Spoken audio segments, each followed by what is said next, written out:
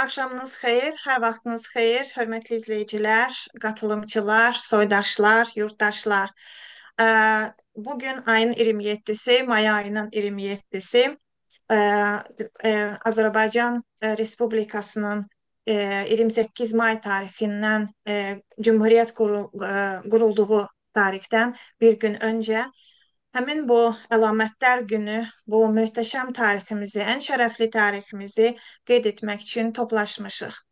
Bugünkü proqramın təşkilatçısı Azərbaycan Aydınlar Ocağıdır və Azərbaycan Aydınlar Ocağı İsveçdə fəaliyyətə göstərir. Ə, Aydınlar Ocağı və bizim bu təşkilatda adından da bəlli olduğu kimi ziyalılar toplaşmışdır. Müxtəlif ixtisaslardan olan ziyalılar, vətənpərvərlər, milli fəallar zamanından, vaxtından, enerjisindən fədakarlıq edib milli məsələlərlə məşğul olan yurttaşlarımız. Bugün isə mövzumuz Azərbaycan Cümhuriyyətinin qurulmasıdır və daha spesifik danışsaq, 28 may tarixinin Azərbaycan milli tarixində yeri mövzusudur. Və bu əlamətdar, bu böyük mövzunu, bu dərin mövzunu açıqlamaq üçün biz ekspert çağırmışıq. Milli tariximizi yaxşı bilmək və gənclərimizə aşılamaq hər birimizin milli bu mənəvi borcudur. Və bizim Cümhuriyyət tariximizi tədqiq edən, araşdırmalar edən, tarix yazan alimlərimiz, tarixçilərimiz bir neçədir. Biz isə ikinci dəfədir ki, Nəsib Nəsiblini dəvət edirik. 2 il bundan öncə biz Professor Nəsiblini dəvət etmişdik 27 aprel tarixini açıqlamaq üçün. 27 aprel işğalından bugünə kimi Azərbaycan nələr yaşamışdır, nələr kaybetmişdir. Çox maraqlı, çox verimli bir konferans vermişdir bizə Nəsib hocamız. Bugün isə Nəsib müəllim 28, yəni başdan başlayacaq və mənim xahişim öncə dinləməkdir. Nəsib özü lazım bildiyi kimi, lazım bildiyi məqamlara toxunacaqdır. Siz dinlədikcə notlarınızı alın, suallarınızı unutmayın. Tam məruzə bitdikdən sonra Zoom funksiyonlarından əl qaldırma var. Onları əl qaldırın, ya chatda yazın və mən sizə hər birinizə söz verəcəyəm. Həm ürək sözlərinizi deyin, istərsiniz şərh edin, istərsiniz daha çox açıqlamaq üçün suallar verin və s. Bu bizim bayramımızdır. Biz həm bayram etməliyik, bu bayramı dolusu ilə yaşamalıyıq, həm öyrənməliyik, həm də gənc nəslə öyrətməliyik. Onun mənasını anlatmalıyıq. Əlbəttə ki, dünyada çoxlu sayda xalqlar var, amma bu xoşbəxtlik hər xalqa qismət olmamışdır ki, müstəqil dövləti olsun. Və niyə Nəsiblini biz dəvət etmişik təkrar olaraq başqa tarixçilərimiz arasında? Çünki Nəsib müəllimin bir neçə kitabı var. Bilirsiniz ki, Nəsib müəllim professordur, həm bütün Türk dünyasında tanınmış alimdir. Onun auditoriyayla danışma tərzi çox sevilir. O sadə dillə mürəkkəb məsələləri qəşəng, gözəl anlatır. Yəni həm Türkiyədə öğrenciləri var, kollegaları var, həm Azərbaycan Cümhuriyyəti içərisində, həm Güney Azərbaycanda, ümumiyyətlə Türk dövlətlərinin, Türk xalqların arasında tanınmış, sevilən, sırf o milli aktivliyinə görə. Çünki çox tədqiqatçılar var ki, yazır, amma xalqla ünsiyyət qurmur. Amma Nəsib müəllim bilirsiniz ki, həm də siyasətçidir. O Milli Məclisin üzvü olmuşdur, dəfələrlə deputat olmuşdur. Həm səfir olmuşdur İranda. Bilirsiniz ki, onun geniş fəaliyyəti var və onun baxış açıları bizim üçün önəmlidir. Mən çox vaxt almadan həmən sözü Nəsib müəllimə vermək istəyirəm. Buyurun Nəsib müəllim, söz sizindir. Mövzumuz bəlli. Azərbaycan milli tarixində 28 mayın yeri. Buyurun. Saadət xanım, təşəkkür edirəm. Tərifli sözlərinizə görə çalışacağam onlara layiq olun bundan sonra da. Ə, amma mənə limit müəyyən eləmədiniz. Nə qədər danışa bilərəm və Bizə limit ə, təyin etmirik. Bu bizim üçün bir nemətdir aha, ki, siz bizə estağfurullah. konferans Nə demək? verirsiniz Nə demək? Sağ və olun. siz bizə məruzə verirsiniz. Bunu siz həm də hocasınız, pedaqoqsunuz. Biz bilirik ki, siz bunu gözəl başarırsınız. Nereden Hı başlayıp hı. nereden bitirmenizi auditoriyanı da nəzərə alın ki, burada yenilər də var, gənclər də var, xaricdə böyüyenlər də var. Burada çeşitli səviyyədə tariximizi bilənlər var, terminolojisini bilənlər də var, bilməyənlər də var. Pedaqoq olaraq sizə mən tam arxayınam. Buyurun, Nəsib müəllim. Oldu, teşekkür ederim. En çok 45 dakika danışmak bence uygundu. Bir halda dediniz ki akademik bu ders vermek falan. O bir akademik saatte danışırıq. Ama bence 30-35 dakika danışaq. Ondan sonra esas o fikir mübadiləsidir, suallardır. O daha maraqlı olur bence. Ben de o təbriklərə qoşuluram. Sabah bizim milli tariximizin en büyük günü, yani müstəqillik günü bayramıdır. Bu bizim birinci bayramımızdır. Ve çok yerlerde bu arzu olunan seviyede olmasa çok yerde bu qeyd olunur. Ve sizin bu mövzunu ele almağınız da çok məncə məntiqlidir ve yerindədir. Baxın, son 30-35 ildə biz xeyli irəli getdik bu tarix şuuru baxımından. O cümlədən 28 mayla bağlı. Ben dünen bir enstitüde beni çağırmışlar. Akademiyanın bir enstitüsü. Coğrafya enstitüsünde daha doğrusu. Orada da elə dedim. Dedim ki bu muhtelif yerlerde biz danışırdıq perestroikanın sonlarında. Yani yeniden kurma dediğimiz onun sonlarında. O vaxt artıq izin verilirdi. Ama resmi tarihçilikte elə bil ki 28 Mayı mesela 3 ciltlik o Azerbaycan tarihinde tapa bilmezsiniz. 1960'larda çap olunan. 7 ciltlik Azerbaycan tarihinde elbette daha geniş verilir falan ama bence orada da bir kıskançlık var. Ve e, buna bakmayarak insanların 28 May'a marağı ve sevgisi artıp. Niye artıp? Çünkü bu hakikaten de bir millet için en büyük değer onun müstakilliğiydi.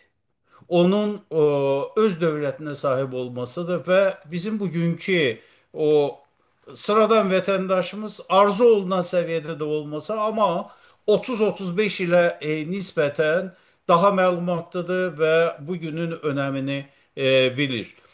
Dünenki o çıkışımda da ben dedim, Fizika İnstitutu'nda o bilik cemiyeti xəttindən o vaxtlar çağırırdılar. Hatta qonorar da verirdiler.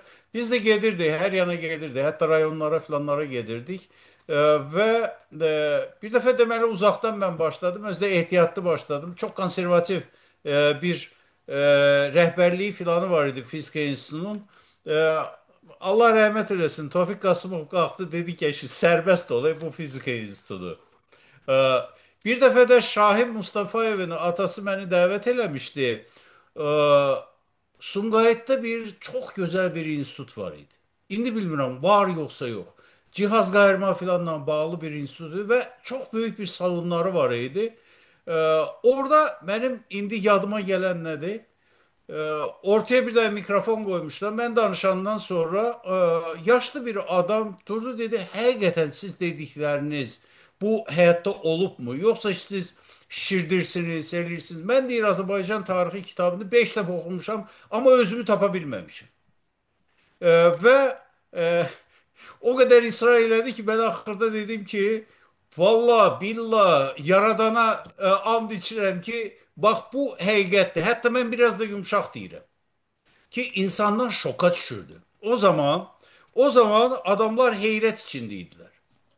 Necə? Yani bizim böyle bir şerefli tarihimiz var idi ve bizden bunu gizledirdilər. Neydi?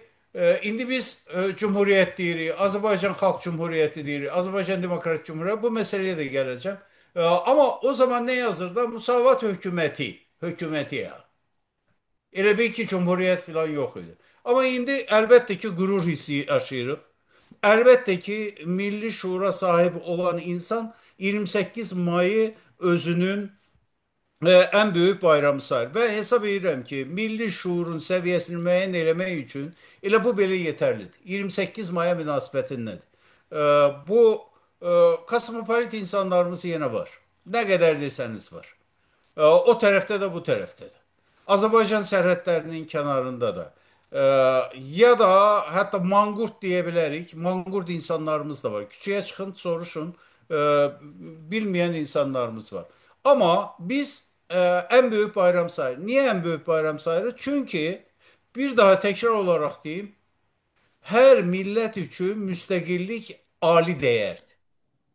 Bundan o yana yoktu. Muhtariyet de önemlidir. Diye ki diğer o idarecilikte istifade daha doğrusu iştirak da önemlidir. Ama müstakillik de bundan o yanası yoktu. Öz devletine sahip olmayan bir milletin geleceği temin olunmur. Bunu bilirik. Bir de 28 May bizim için ona göre önemlidir ki biz 1918 yılın 28 Mayında bu İstiklal Bəyannaməsi ilə Rəsulzadənin sözüdür. Məhəmməd Əmin Rəsulzadə rəhmətli deyir ki, biz məhz həmin gün millət olma əzmini ortaya qoyduq. Demir millət oldu artıq. Millət olma əzmini ortaya qoyduq və məncə bu çox doğru bir fikirdir. İndi mən nə vaxt 28 Maydan sonra neler oldu, neler geçti onu gelin sıralamayalım çünkü saatlerle gerek danışak ve bence burada iştirak edeyen bu oturumda ya toplantıda iştirak edenler ondan haberleri var. Bilinenleri tekrar elemeye bence hiç gerek yoktu. Gelin niye sualı üzerinden gerek bu mövzuya. Təsvir değil, təhlil yoluyla gedək. Demek, niye bağımsızlık? Niye məhz bağımsızlık? Deyək ki, niye məhz respublika, cumhuriyet yani? Niye demokratik cumhuriyet? Deyək ki, avtoritar idarəçiliyi seçmediler. Deyək ki, bir monarxiyanı seçmediler. Niye məhz demokratik idarəçilik üsulunu seçtiler? Niye layık cumhuriyettir? Niye 28 May'dan sonra 27 April geldi? Siz dediniz ki 27 April o mevzusunda çıkmışımız olup ama 28 May'dan sonra takvimde ondan evveldi ama geri kayıttı. 27 April'e geri kayıttı, işgala geri kayıttı. Onu bir kısa şekilde temeli özetleyek ve ondan e, bu mevzuya girek. Birinci dediğim gibi niye bağımsızlık?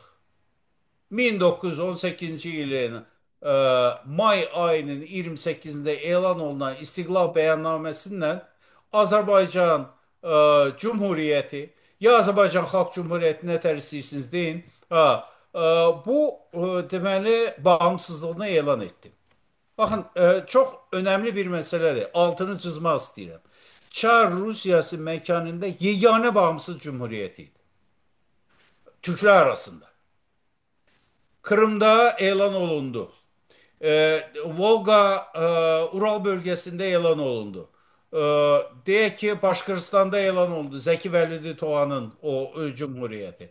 Orta Asya dediğimiz Türkistan'da elan oldu. Hamısı bu muhtariyetten oyuna gitmediler. İnzibati muhtariyetten oyuna gitmediler. Ama Azerbaycan siyasi hadimleri dediler ki mutlak bağımsız olmalıyız. Niye bağımsız olmalıyız? Çünkü daha sonralar Mirza Bala Mehmet Sade yazır. Çok güzel bir fikir. Deyirdi bağımsızlığı olmayan millet milli medeniyetini belə qoruya bilmez. Bu bizim hem geçmiş tarihimizde hem de indiki güneyde bunu görürük. Yani bizim milli medeniyetimizin o başına ne oyunları açılıp ve açılır onun demeli fərqindəyik. E, Bir de burada onu da diyeyim çok yaygın fikir değil ama çok önemli bir fikirdi. E, Azerbaycan deməli siyasi xadimləri nəinki bağımsızlıq o şüarınla irəli çıxdılar, eyni zamanda Gürcüləri və Erməniləri də bağımsızlığa təşviq etdilər. Fikrimi izah edeyim. Bu Gürcülər çox bu özlərini daha demokratik, Qafqazın ən demokratik millət deyirlər, ən inkişaf etmiş milləti filanı deyirlər. Amma Gürcülərin Rusiyadan qopması çox çətin başa gəldi. Ermənilərə keçəcəm. Niyə? Çünki həm Ortodoks kilsəsi eyni kilsəyə malikdirlər, sahib idilər o dövrdə, hələ ayrılmamışdı. Eləmi kilsələri. Tarixən bu Rusiya Gürcüləri himayəyə aldı. Və hər iki işğalda 19-cu əsrin əvvəllərindəki işğalda da 1920-ci, 21-ci illərdəki işğallarda da Gürcülər avangard oldular. Birində Sisişvili, bildiğimiz Sisyanov. O birisinde Orjonikidze idi bunun bayraktarı değil mi? Ermənilere geldikdə Ermənilər bunu belə deyək, əmrivağ edirdilər o dövrün o terminindən desək. Yəni başa gələn çəkilər. Başqa çarəmiz yoxdur. Tamam. Davam edeyim mi? Hə, ermənilər bu məcburiyyətdən gəldilər buna. Və bu da Azərbaycan o siyasi xadimlərinin bir xidməti idi. Bütün Güney Qafqazın müstəqil olması. Əlbəttə burada Osmanlını da qeyd eləmək məcburiyyətimizdir. Məcburiyyətindir. Çünki o vaxt Osmanlı hökuməti Zaqafqaziya Federativ Demokratik Respublikasını təmsil edən şəxslərə, yəni Trabzonda o danışıqlar oldu, sonra gəldi Batumda oldu. Onlara dedilər ki, baxın, Brest-Litovsk sülh müqaviləsini qəbul edirsinizsə, yəni Rusiyanın daxili quberniyası olduğunuzu qəbul edirsinizsə, o zaman 3 sancaq deyirlər də, 3 əyaləti güzəştə getməlisiniz. Gürcülər hakü salırlar ki, yox. Ermənilər hakü salırlar ki, yox. İddiaları var axı. Batumdur, Karsdır və o tərəflər. Üç sancaq. Və Osmanlı o zaman tələb etdi ki, əgər bizlə bərabər hüquqlu masada oturmaq istəyirsinizsə, müsbət tərəf kimi, müstəqil tərəf kimi, o zaman bağımsızlığınızı elan etməlisiniz. Bu da çox məntiqli bir tələb idi və Azərbaycan o siyasi xadimləri də daim onları təzyiq altına alırdılar. Baxın, 1920'den sonra Azerbaycan'ın başına gelen bu felaket demeyeceğim. Elbette felaketiydi. Rusya'nın Azerbaycan'dan intikam almasını çok ağır şartlarda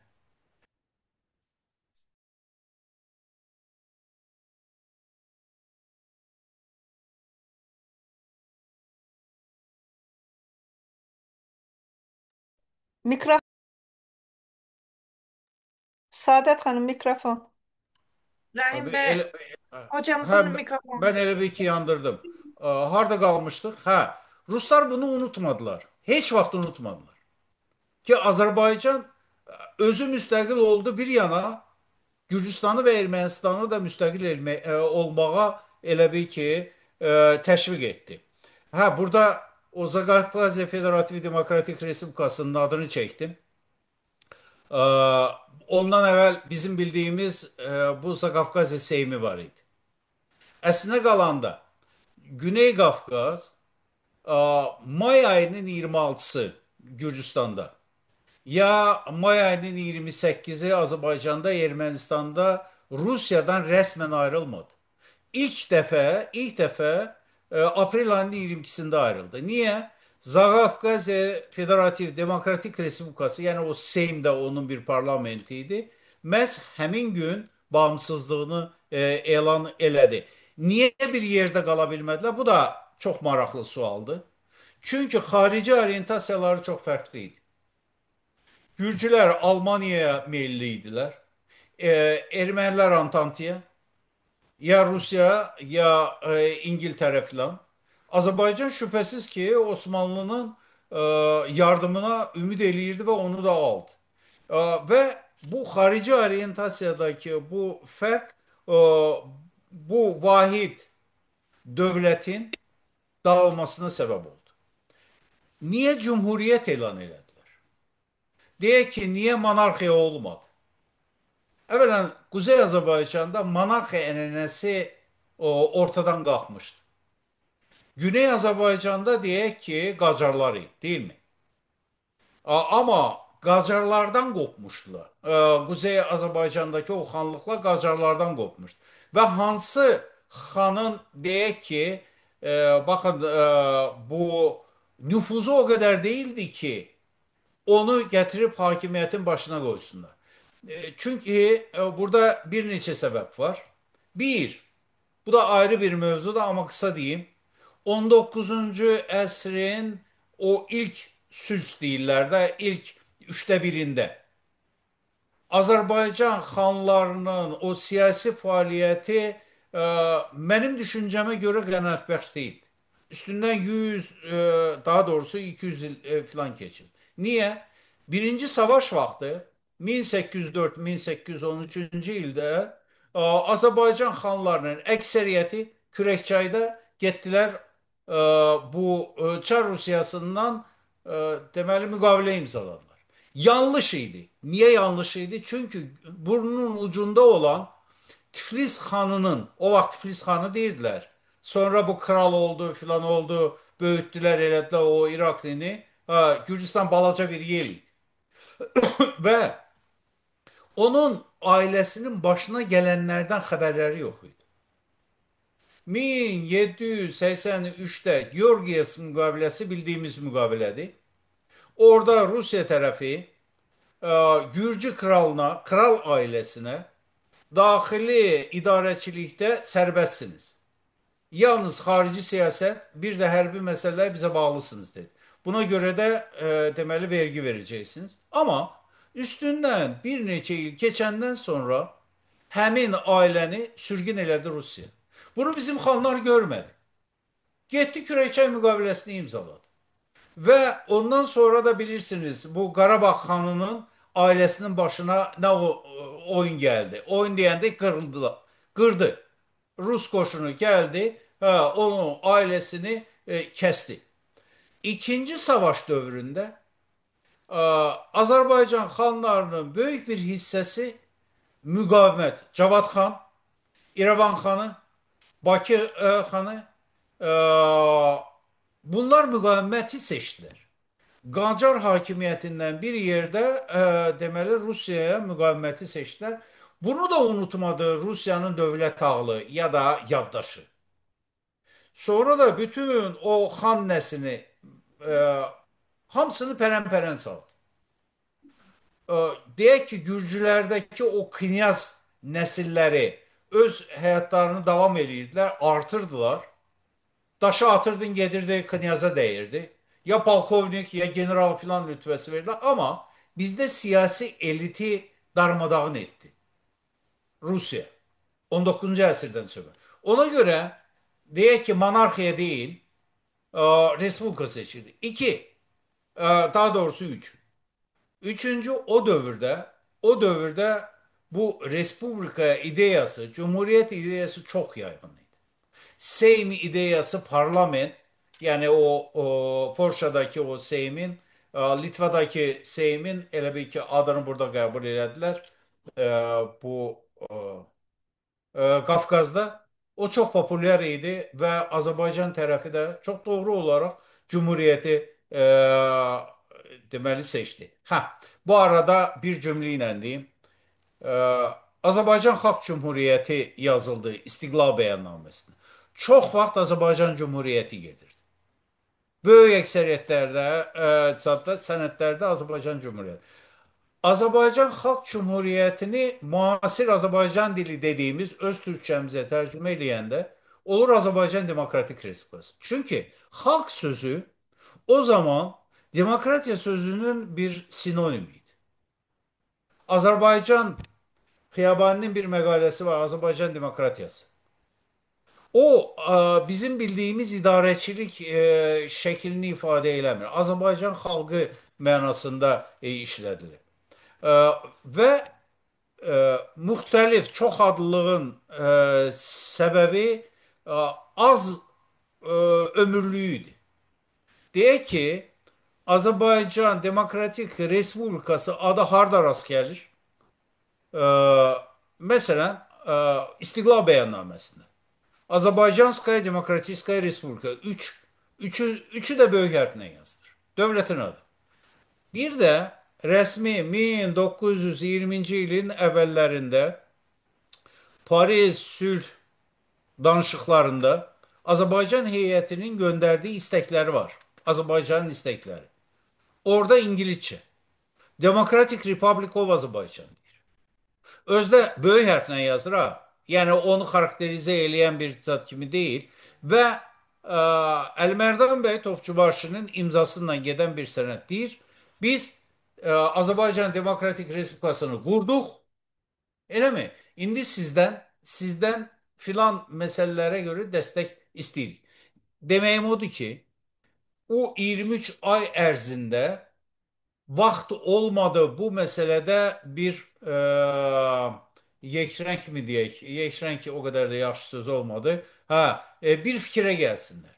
E, Bu konstitusiya, anayasa hakkında anayasanı hazırlayan komisya işləyirdi. Hatta kanun layihəsini belə hazırladı. Ama zaman olmadı. 27 April buna mane oldu. Ve orada aydınlık getirilecekti. Bu devletin adına olsun. Eyni şey bu Ermenilerde de var. Çok adlı. Ararat Respublikası da değiller. Ermenistan Demokratik Respublikası da var senetlerde. Niye demokratik değildiler? Çünkü Gerbin onu tanınmasını istediler ve Sovyet Cumhuriyeti, Sovyet Respublikasına bir alternatif olarak nezarda tuturdular. Paris Türk Konferansı'na gelir ve orada Sovyet adı koyabilmez. Değil mi? Biz onlardan farklıyız. Biz onlardan farklı bir siyaset yürütecek diye düşünülürdü. Niye demokratik? Niye avtoriter idarəçiliği olmadı? Biraz kısmen ben buna cevap verdim. Niye monarxiya olmadı? O dövrdə həqiqətən demokratik idarəçilik meselesi çok popüler idi. Ve hatta biraz sonra ben bu meselenin üstüne geleceğim. Demokratik azatlıklar meselesinde bu Resulzade'nin de sonralar itiraf ettiği gibi bir ifrat, bir alüdeçilik var idi. İfrat alüdeçiliği. Misal, Ali Heydər Qarayev bildiğiniz bir tipti. Komünist. Rusya'nın adamı. Ne olur olsun Rusya'nın adamıydı, öyle mi? Çıkışların birinde bilirsiniz mi ne deyir? Ben bunu diyesen geçen ilkiydi ya o birisiyleydi. O çıkışımda da demiştim. Deyir ki Azerbaycan'ın olduğu kimi deyirəm. Meydinin üzerinden geçmek de olsa, ona mecbur da olsa biz Rusya'daki yoldaşlarımıza yardım edeceğiz. Onun bu hadiselere bakışı, Rusya bakışı ve Azerbaycan'ın müstakilliyine bakışı buydu. O kadar Rusperest, açık beyanatlarda ve hareketlerde bulundu ki bu adam.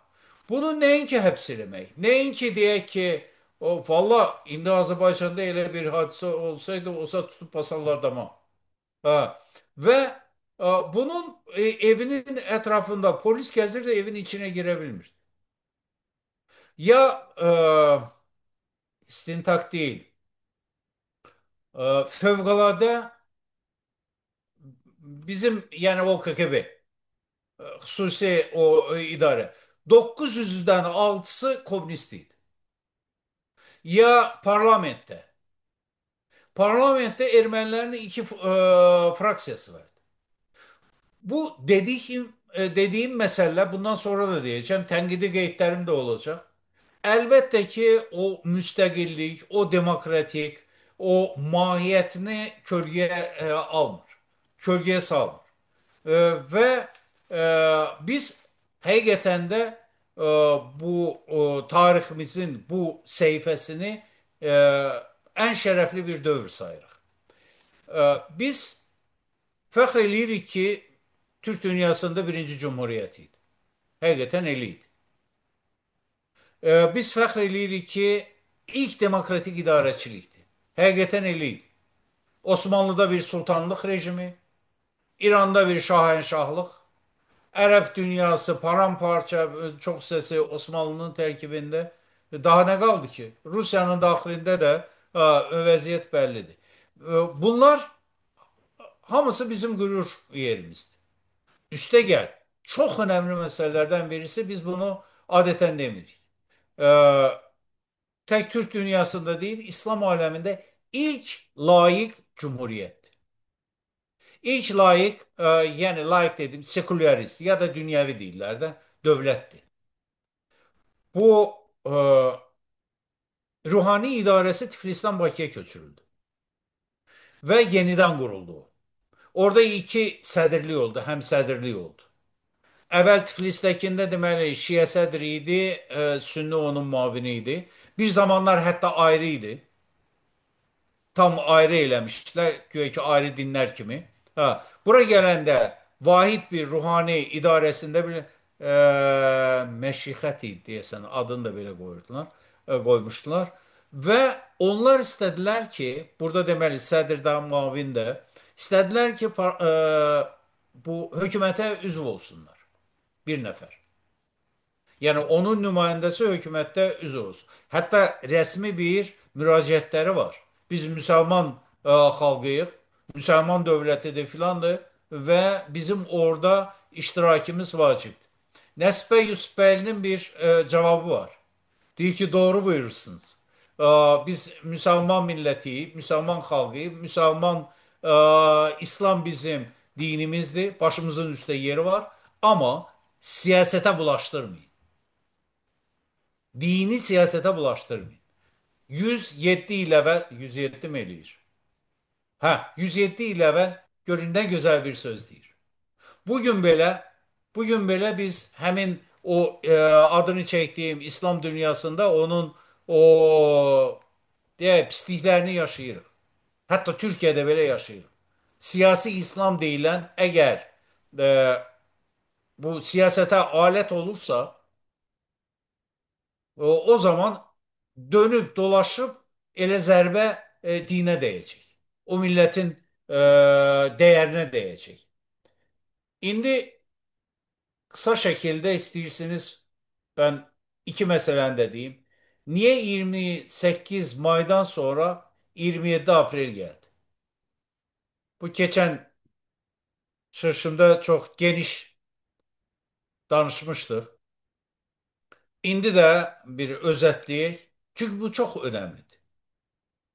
Biraz evvel ben dedim ki o demokratik azatlıklara o kadar alüde olmuşlar ki təhlükəsizlik filan məsələləri unudulmuşdu. Özü tek bir adamdan söhbət getmir. Ha, bu arada onu da diyeyim. Bakın bence siz de razı olarsınız. Çok yanlış bir yolla gedirik. Cumhuriyet kurucusu deyirik. Resulzade benim sevdiğim ve sevgimi hiç vakti gizletmemişim. Benim ilk kitabımın eli üstünde yazdım ki filan söz diyen adamın hatiresine həsr olur. Öyle mi? Ha, ama diğerlerinin de hakkını yemek doğru değil. Cumhuriyet kurucuları demeli. İki, Resulzade'nin o vaxt 84, 20, 18, neçə eləyir? 32 mi eləyir? 16, 18, 34. 34 yaşı var. Resulzade'nin elə həmin dövrdə də ondan sonra da ağsaqqal bildiği insanlar var. Əhməd bəy Ağaoğlu ömrü boyu ağsaqqal bildiği adamdır.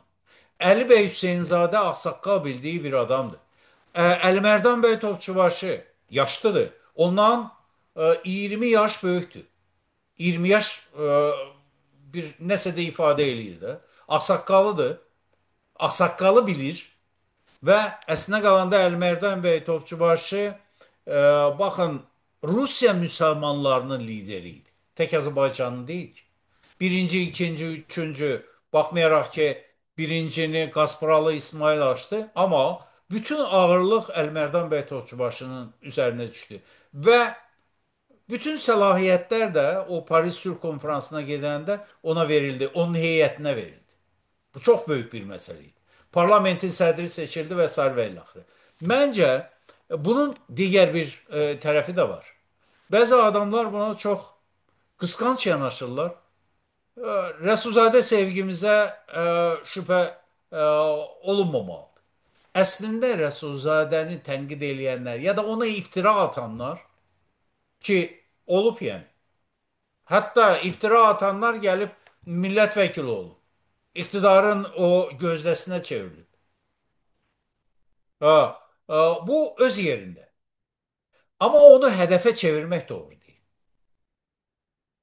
Böyük insanı o böyükler cərgəsində böyütmək olar. Bilmirəm, izah edebildim. Yani tek olanda hedefe çevirirsən və onunla da vururlar. Cumhuriyet kurucuları meselesi çok önemli. Ve burada vurgulamak istediğim neydi? E, O zaman bu Müsavat fraksiyasından bir taraf Demokratlar fraksiyası e, bu Meclis-i Mebusan deyirlər də ya da parlaman. Parlaman çox yaxşı sözdür məncə. O parlamanın əksəriyyətini təşkil eləmir. Yani istedikleri kanunu orada keçirə Aylarla müzakereler gedirdi. O cümleden torpaq hakkında kanun. Ağamalıoğlu, sosyal demokrat, sonra komünist oldu. O komisyanın sədriydi ve suni surette bu müzakereleri uzadırdı. Sonra da Takarjevskiler, sonra Cemil Guliyevler e, bundan yapışıp dediler ki bunlar torpaq meselesini bile həll eləyə bilmədilər. Əvvələn onun 6 ayı, o 23 ayın 6 ayı Bakının azad olunması, öz hakimiyyətini bütün Azərbaycan o miqyasında yaymağına keçdi. Deməli orada qalır 17 ay. Bu 17 ayda çox işlər görmək istədilər, macal tapmadılar. Və burada bir məsələni də istəyirsiniz deyim. Bu da o tənqidi tərəfidir. Bir vaxtlar mən bir məqalə yazdım 28 mayın dərslərinə dair və 1920-də məhz aprel ayında nələr yaşadığımızı tənqidi gözlə dəyərləndirməyə çalışdım. O cümlədən 1993-cü il hadisələrinlə müqayisədə deməli yazdım. Təəssüf əlimin altında deyil. Onu yoxsa oxuyardım. Ve bu bölünmüş Azerbaycan vergül Bütöv Azerbaycan kitabına salındı. Bu kitabı rəhmətli Elçi Bey'e verəndə dedi ne yaxşı ad qoyubsan Bütöv Azerbaycan. Ondan əvvəl Vahid Azerbaycan dili. O bab ki sonra yarandı. E, Neyse belə vərəqlədi elədi. E, Bu 28 mayla bağlı nə deyirsən? Dedim bəy sizi tənqid eləmişəm. O da böyle çok hoş bir gülüşü var idi. Dedi ne yaxşı tənqid elə bizi böyüdəcək falan. Ha. İndi keçək bu sonuncu mu diyək? Elə sonuncudan əvvəlki məsələ. Niye 28 May'dan sonra 27 April geldi? 27 April bizim işgal günümüz. Diğer amiller olmasa belə Rusiyanın Azərbaycanı işğal etmə stratejisi yerindeydi. Ama bu heç kəsə, özdə ciddi tarixçilər deyir ha bunu. Ciddi adamlar deyir. Deyir ki Rusiya onsuz da bizi işğal edəcəkdi də. Ona görə Azərbaycanın daimi xoşbəxtliyi Rusiya bağlıdır dedi, uzaq görənlik elədi. Yox elə bir şey. 1918'de de yok idi. 1919'da da yok idi. Yani Rusiyanın Azərbaycanı ve Güney Qafqazı, ümumiyyətlə Qafqazları işğal etmək məsələsi əvvələn Denikinlərdən filanlardan asılı idi. o keçmiş Çar generallarının o mübarizəsindən, Avropanın ona nə qədər yardım etməsindən və sairədən asılı idi. Və burada çox Teşekkür ederim önəmli, hocam. Nesip müəllim. Denikin falan deyəndə biraz da açıklayın bilmeyenler için. Denikin. Ben eləmi? bilirəm də Hə. ama isterim yani auditoriya için. 1917-nin aprelin, üzr istəyirəm, oktyabrın, e, oktyabr inqilabı deyirik də, oktyabrın 25-i mi olur? Təzə təqvimlə noyabrın 7-sində bir çevriliş oldu. Az bir qüvvə ilə o müvəqqəti hökuməti hakimiyyətdən uzaqlaşdırdılar və Rusiyanın demokratik e, o siyasi həyatına son verildi. Yəni 8 aylıq bir dönəm idi. 1917-nin fevralından oktyabrına qədər son verildi, amma Çar generalları və xaricdəki qüvvələr bunu qəbul etmədilər. Xüsusən də Çar generallarının o ordu üzərində, Çar ordusu üzərində nüfuzu çox yüksək idi. Kolçak var.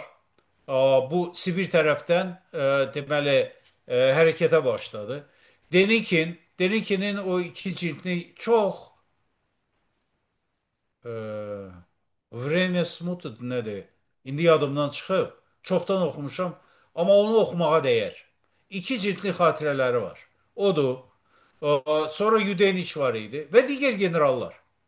Orada burada Moskvada özde merkez Moskova'ya köçmüştü de bilirsiniz. Bolşevikler Peterburg'dan Moskova'ya getirdiler.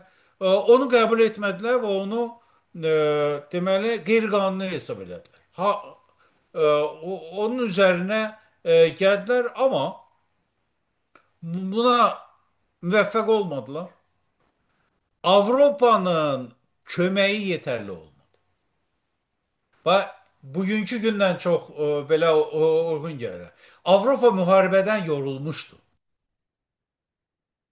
Və onu da deyim, məsələn, Azərbaycan tərəfi dedi ki, eybi yoxdur, qəyyumlu olsun. Amma İtalya gəlsin, o Rusiyanın qarşısını ala bilsin. Əvvəl İngiltərəyə müraciət elədilər. Britaniya imperiyası idi o vaxtdır. O dedi ki, yox, bizim elə bir imkanımız yoxdur və Avropa çəkildi buradan. Elə mi? E, Ən önəmli məqamlardan birisi budur. Bunu mütləq qoyun mən deyim. Deməli, 19-cu ildir. Krassin gedir xarici ticaret komissarı Londona. Ondan sonra Paris'e gelir. O dövrün Avropa siyasetçileriyle, baş nazirlerinin filanla görüşür ve Rusya'nın geleceğinden bağlı deməli onların danışıqlar aparır. Nefti size verecek. Diğer mesele, Çar Rusyasının borcunu ödeyecek. Bolşevik hükümetinin nümayəndəsi deyir. Yeter ki bizim o keçmiş sərhədlərimizin o bərpa olunmasına mane olmayın. Burada iki ülkeye istisnalık böyle tanındı. Birisi Finlandiya'ydı, o birisi Polşa'ydı. Ve onların belə deyək, okeyini aldılar.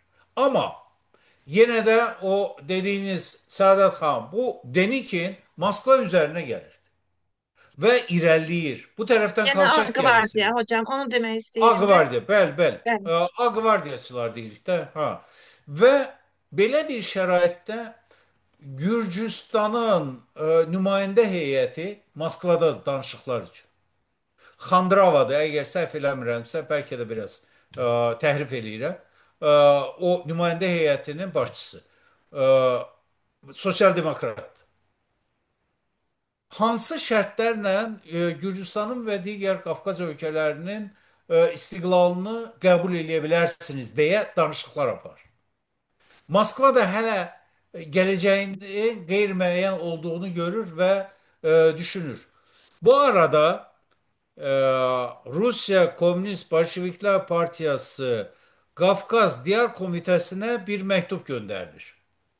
komitenin Kafkas Komitesi'nin katibi de bizim tanıdığımız Kirov'tu. Sergey Mironoviç.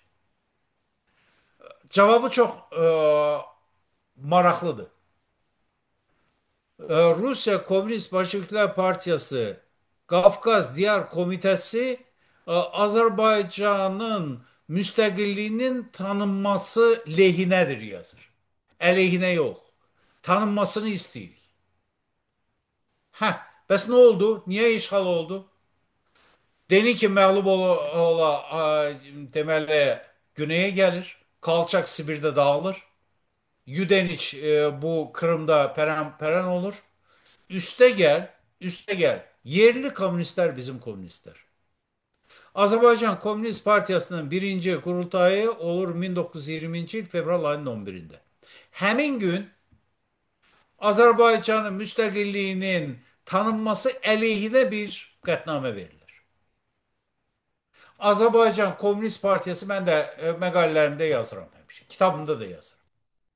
Azerbaycan Komünist Partiyası mövcud olduğu 71 il ərzində 1991'de Mütəllibov dövründə özünü buraxdı, yadınızdadır. Ha. Həmişə Rusiyanın xidmətində olan bir partiya oldu. O cümlədən Azərbaycanın istiqlalının əleyhinə oldu. Və e, Rusiyanın işğal hərəkətləri bəllidir. Sonraki hərəkətləri bəllidir. 70 minlik deməli ordu yığılır Dərbənddə. Azərbaycan tərəfi deyir, niyə yığılırsınız? Bir-birimizi tanıyaq və s. O Çiçerinin notasına cavab olaraq. Bu birinci amil. İkinci, çok önemli amillerden birisi Ermeni amildi. Ben bunu o coğrafya enstitüsünde dedim. Onlarla bir xeyli söhbət elədik bu mövzuda sonra. Biz birinci ve ikinci Qarabağ savaşı deyirik. Ben valla bunu çok yerde yazmışam ama hiç kəsə əhəmiyyət vermir. Birinci savaş 1920. yılın fevral ayının 19'unda başlayır. Aprel ayının 26'sında o müqavilə ilə imzalanır. Erməni tərəfi, özdə erməni tərəfi deyil, Ermənistan e, bu məğlubiyyətini qəbul edir. Azərbaycan ordusu bütövlükdə deməli ora yeridilir. E, Dərbənd cəbhəsi açıq qalır və demək bu arada onu da diyeyim. Biz adeten o Qarabağ qiyamını deyirik. O qiyam Ermənistan ordusunun Qarabağa deməli təcavüzündən sonra başlayır. Görürlər ki, bu ordunun gücü çatmır, qiyam qaldırırlar o yerli ermənilər. Eləmi? Bu e, erməni amilinin bu işğalda rolu. Sonraki o danışıklarda da daha doğrusu belə deyək, Sovetləşəndən sonra, işğaldan sonra ermənilərin bu məsələdə bu üstün mövqeyə malik olması. Uzun müddət bilirsinizmi? Azərbaycan Komünist Partiyasının o katiblərinin böyük bir hissəsi ermənidir o heç. Uzun müddət BK Mərkəzi Komitədən daha üstün səlahiyyətə malik idi. Ve başında da uzun müddet Ermeni dur. Meşhur Levon var ha. Levon Mirzayan. Bu Bakı e, hakikaten bir Ermenilerin Bakı'nın idaresi daha doğrusu. Ermenilerin ihtiyarına verilmiş. Niye? Bu da çok önemli meseleni birbirine karıştırıram belki de. Lütfen bu da bir imkandı bunu da diyeyim. Baxın 1918-ci ildə hələ bu istiqlal elan olunmuyub. Zak Federasiya dövründə də Zaqafqaziya Federativ Demokratik Cumhuriyyəti dövründə Erməni Milli Şurası Azərbaycan Milli Şurasına müraciət eləyir. Deyir ki, Bakı meselesini biz həll eləyə bilərik. Şamiyan idi Bakıda deməli hakimi mütləq. Elə mi? Bu erməni daşnaqları və Rus bolşevikləri tandemində bu Mart qiyamını yaşattılar bize. Ondan sonra neler oldu bunu biz bilirik. Ama değil, Ermeniler değil ki ama bir şartla.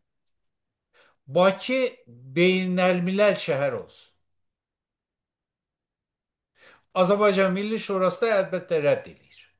Ama bu Ermeni o siyasi fikrinde kalmıştı. Yani bu işgaldan sonra da Bakı'nın idaresi məhz Ermənilere verildi. Bu ikinci amil. Üçüncü amil, üçüncü amil bu Türkiye itaatçılardır. Halil Paşa. 11. ordunun başında gelenlerden birisi de Halil Paşa'ydı. 1918 yılda Halil Paşa Azerbaycan istiklalının elde olunmasında müstesna rolü olur. Bu öz yerinde. Ama 1920'de o 11. Kızıl Ordu'nun başında gelen 3. İnternasyonal o zirehli Qatarı var idi. Orada bir neçə adam vardı. Onlardan birisi de Halil Paşa'ydı. İkincisi bu cadde Musa Beyev'di. Ee, neydi onun adı ya? Musa Beyev neyse. Qəzənfər, Qəzənfər Musayev. Rasim, Gazanfer Musa Rasim Musabəyov. Qəzənfər. Yok yok Rasim Qəzənfər, yok. Hələ Gazanfer Rasim də o Musa Beyev. taydı. Ha. Ve diğerlerini biz tanıyırıq. O cümleden Mikaya. Ve Orjinikidze de elbette bu işin başında duran o işgal hareketlerine başçılık eyləyən bir adamdı. Bu onlar ve elbette ki burada milli komünist dediğimiz tırnakta mən bunu deyirəm. Adamların da rolu. Moskvada danışıqlar gedir Azərbaycanın gələcəyindən bağlı. O keçmiş ümmetçiler var. Ha. Açık diyeyim, belki de bundan bağlı müzakere, mübahisə eləyəcəyik. Olsun. Nərimanov qarışıq. Azərbaycan istiqlalının əleyhinədir. Vahid Rusiya proletar sinfinin, yox, proletar sinfinin vahid cəbhəsini dağıtmaq olmaz. Tezis belədir. Və ondan sonra da ne dediler? Azerbaycan'ın daimi xoşbəxtliyi Rusya bağlı. Ben bunu bizim dostlarımızla Moskvada olanda böyle çok mübahisə eləyirdik. Onlar e, bu Vahidov var. E, nedir onun adı? Milli qəhrəmandır. Tatarların milli qəhrəmanlarından birisi. Niye? Çünkü o muhtariyet harekatında filan da iştirak edip ama Leyli'nin yanında olan bir adamdı. Zeki Vəlidi Toğan həqiqətən çox zeki adamdır. Zeki Vəlidi Toğan Lenin'den, Stalin'den hatirelerinden birlikte en azından onların ne mal olduğunu anlayıp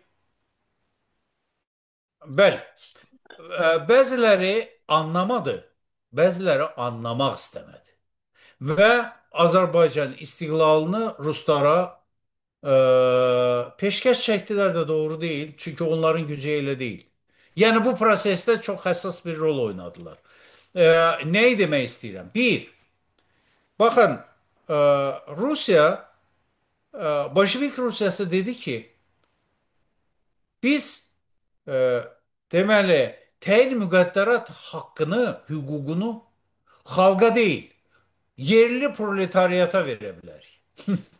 Bakın, təyin müqəddərat hüququ proletariyata ya əkinçiyə ya bilmirəm başkasına verilmir. Bunlar onu o kadar değiştiler ki. E, bakın senetlere. Deyir ki bu hakkı ancak proletariyata verebilir. Azerbaycan proletariyatına verebilir. İki, 1919 yılda ikinci internasyonalın bir kararı var. Metropolya'nın Komünist Partiyası yerli komünist partiyaları üzerinde hakka sahipti. Yani rehberlik edici bir hakka sahip. Bakın e, Rusya Komünist Partiyası'nın yerli şöbesi olan Azerbaycan Komünist Partiyası ve nizamnamesinde de yazılır ha yerli şöbesi. O hiç Azerbaycan Sovyet Sosyalist Respublikası'na deyirlər ki müstakil dövlət idi filan idi. O da fix idi. O da boş bir beyanat idi. Ama Azerbaycan Komünist Partiyası'nın bak birinci kurultayında kabul olunmuş nizamnamesinde yazılır ki yerli şöbesi. Merkez ne deyirsə onu eləyəcək. Üç, çok önemli meselelerden birisi. Diğer. Stalin deyirdi ki, biz komünist olmayanlara, komünist olmayan hakimiyetlere heç muhtariyyət belə verməyəcəyik. Bu da onun əsərlərində var. Ve bizim o dırnakta milli komünist dediğimiz sonradan ayıldılar. Sonradan Stalin'den şikayet mektubu filanı yazdı. Ya diğerleri. 1980'lerin filanların sonlarında bizim tarihçilerin xeyli hissəsi yazır, günahsız öldürüldüler filan elədilər. Bunların elə en büyük günahı oydu. Ki sonra o Moskva onları da temizledi. Ha, bu Orta Asya'dan olan ya Moskvada oxuduğum vaxtı deyək ki, Volqa boyundan olanlarla çox mübahisələr edirdik. Deyirdi ya, siz kimlərdən fəxr edirsiniz? Onlar Leylinin o köməkçiləri idilər də.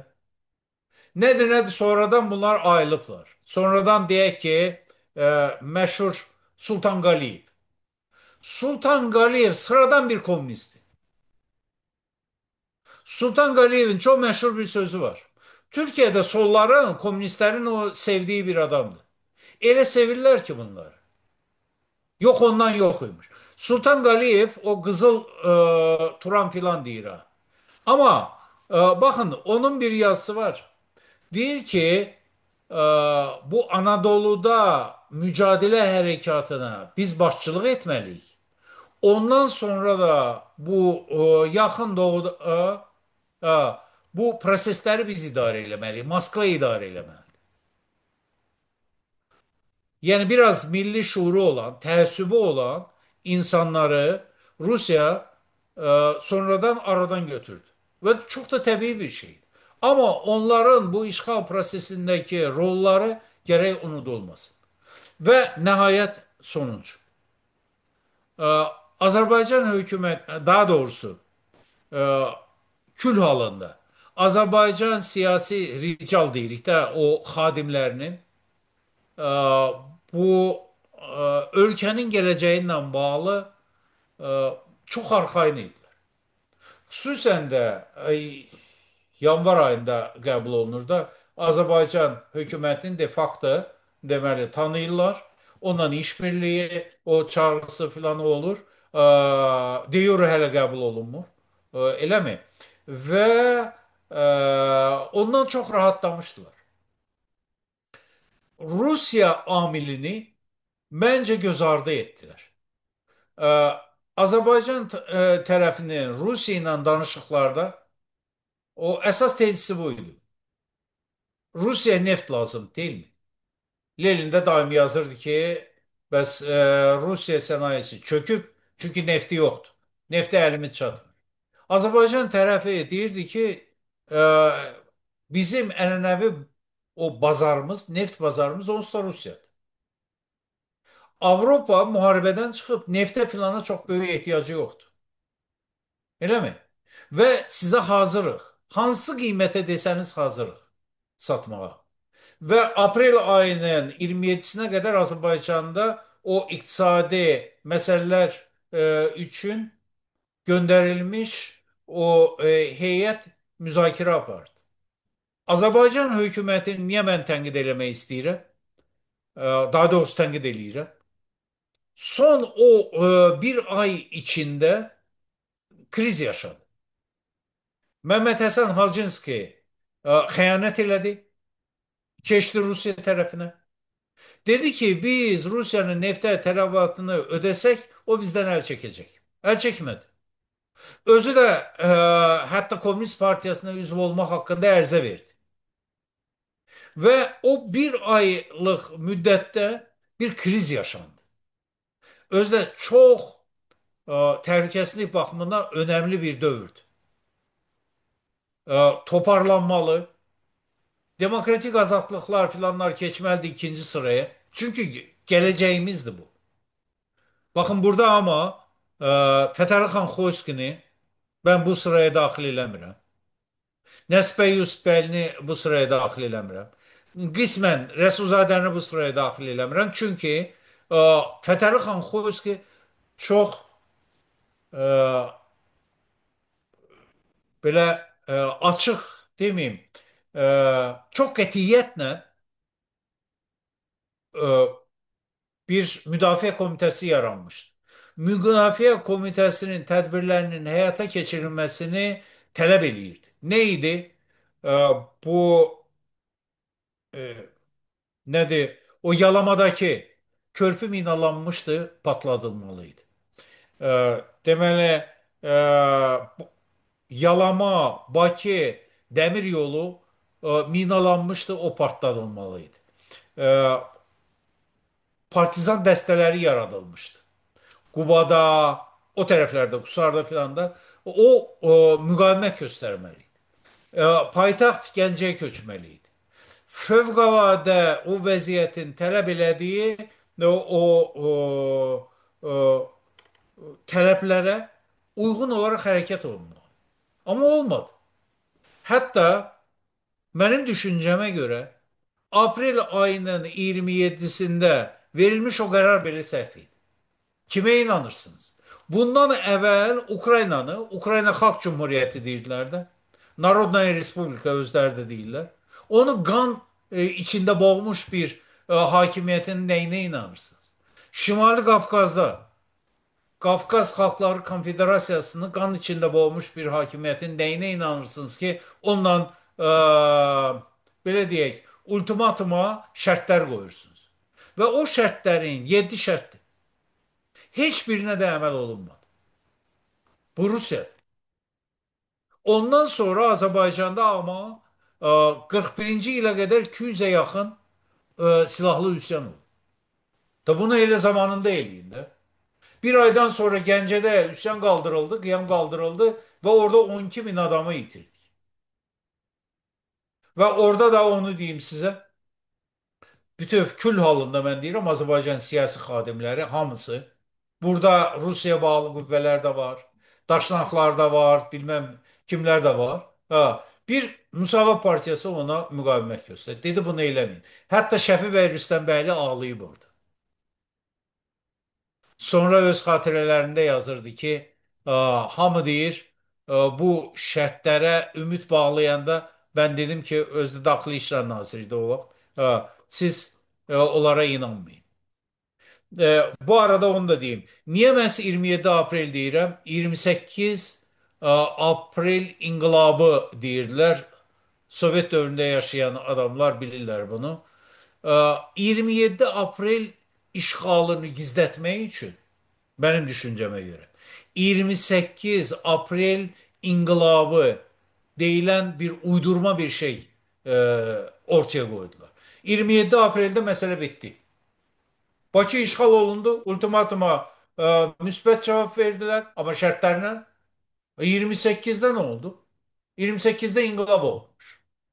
Ve biz 10 illerle bu nağılların tesiri altında kaldık.